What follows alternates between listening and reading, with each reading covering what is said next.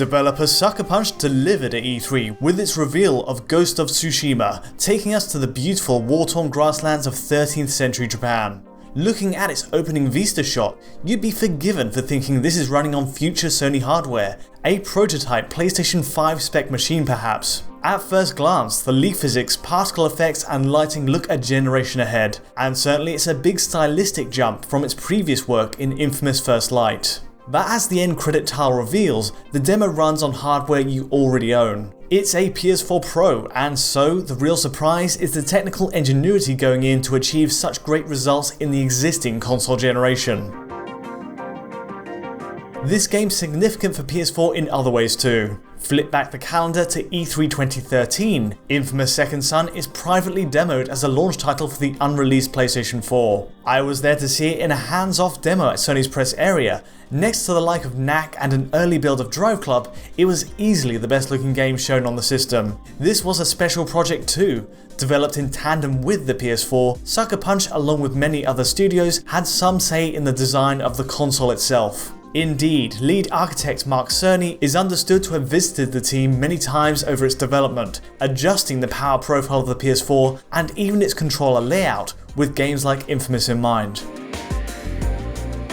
Certainly other developers had a say behind closed doors, but for its part, Second Son helped define how the generation kicked off. It was also one of the most technically sound games at its debut, remarkable for its beautiful particle effects, motion blur, improved facial animation, and a native 1080p presentation running at a stable 30 FPS. It's fitting then that, 5 years on, the same developer is bookending the generation with a new game, likely with an eye on the PlayStation 5 as well. Ghost of Tsushima has huge potential as a cross-gen title, but in the here and now, it's squeezing the most it can from PS4 and PS4 Pro. And yes, Ghost of Tsushima stands on its own, away from Infamous's shadow. There are no waypoints for example, and you're free to carve your own path through feudal Japan with a samurai blade. Another curious point is the lack of UI during the demo, even button prompts are exempt. The minimalist design works wonders for the game's aesthetic, a cinematic framing that evokes some of the best films based on the same historical period, notably Akira Kurosawa's Ran. Those huge billowing environments feel wider and broader, and blade-to-blade combat comes across as suitably raw and instinctive. Unlikely as it is the HUD will stay disabled come release, for the sake of authenticity, I'm hoping we're given the option to toggle it off. We have high quality 4K footage here, opening the gates to a more granular analysis. The demo in this case is running natively at a 3200 by 1800 resolution, which is again proof this is genuine PS4 Pro footage. After all, Infamous First Light ran on the console at 1800p as well, with a checkerboard technique to help it up to that number, mainly visible on shadows and alpha effects. Now there are similar signs of checkerboarding in this Ghost of Tsushima footage, and in the same spots too. We see it on this slow standoff scene, where the only moving element is the grass, and zooming in there shows a scattered pixel arrangement. Likewise on the shadows nearby, there's a scrambled pattern to the detailing, but overall the rest of the image is pristine and trouble-free.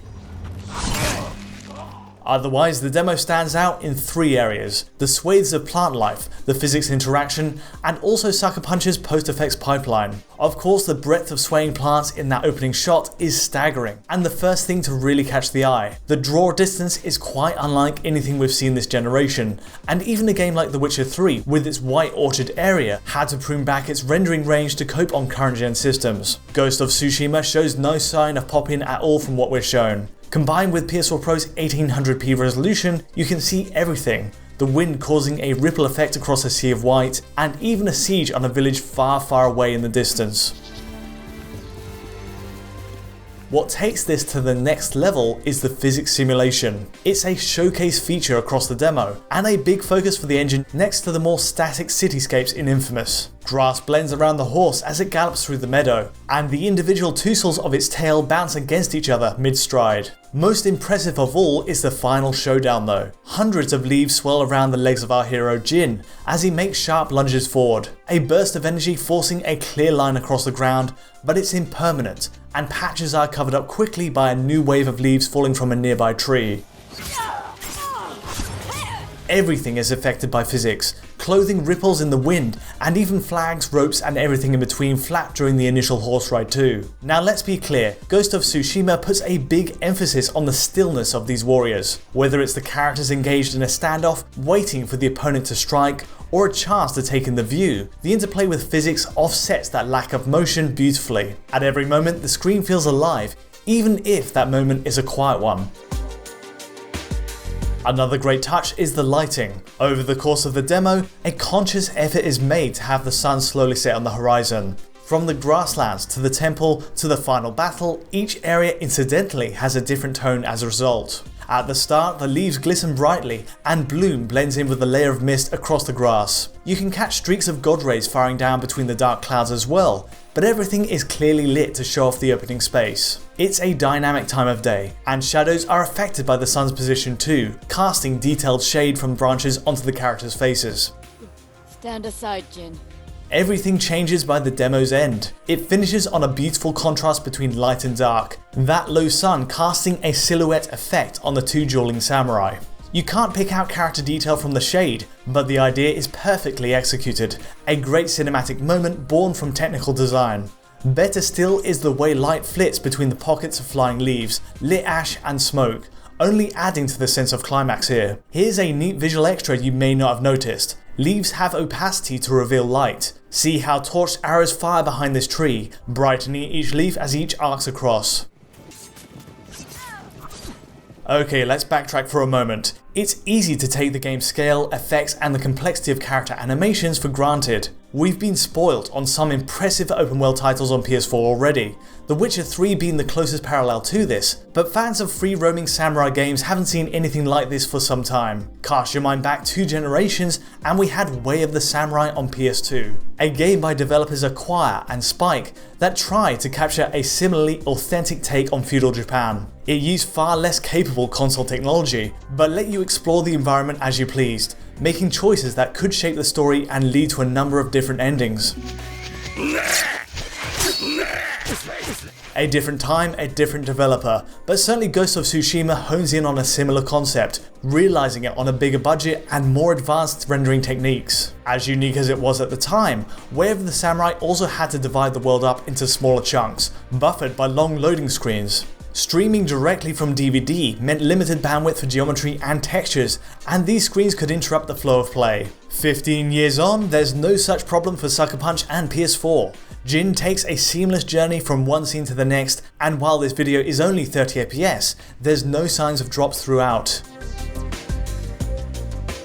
The demo is full of small details that make the most of PS4 Pro, and it's hard to see a base PS4 making too many radical cuts to the core design. Screen space reflections are a real highlight, used in the mud to mirror everything within the camera's frame, if perhaps at a lower resolution than the gameplay. It means everything gets factored in, including characters and swaying trees, though the technique does suffer from a few telltale quirks. Foreground elements seem to complicate the end result, and let's say a character gets too close to the screen, the reflection below his arm will be blank. Overall, the result is still eye-catching and creates a realistic effect.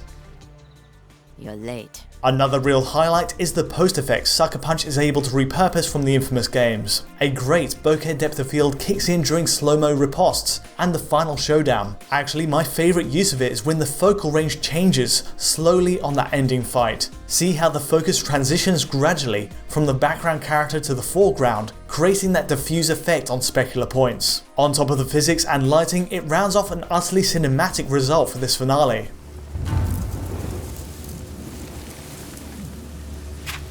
You are my friend. Give me the mark.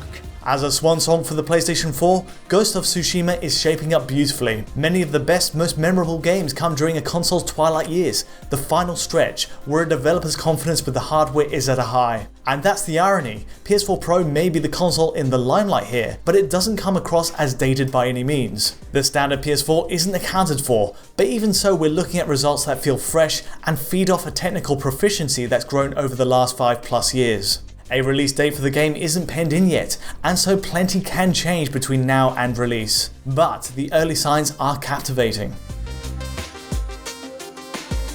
Anyway, that's all from me today. If you did enjoy this analysis and want to see more E3 coverage, do let us know with a like or subscribe. And to get notifications as each video lands, don't forget to ring the bell. For the original 4K source file to this video, and many more, check out our Patreon at digitalfoundry.net. And to get in touch directly with me or the team, you can do exactly that on Twitter. But until next time, thanks for watching.